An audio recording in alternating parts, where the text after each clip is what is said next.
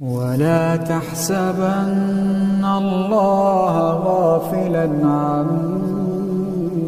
يعمل الظالمون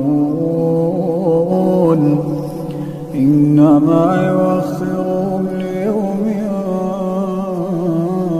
تشخص فيه الأبصار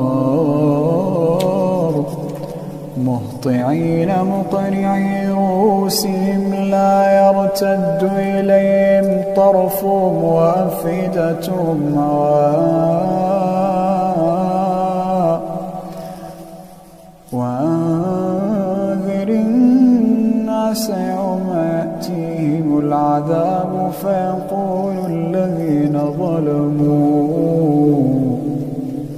فيقول الذين ظلموا ربنا أخرنا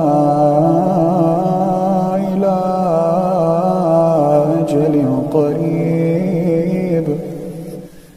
نجب دعوتك ونتبع الرسل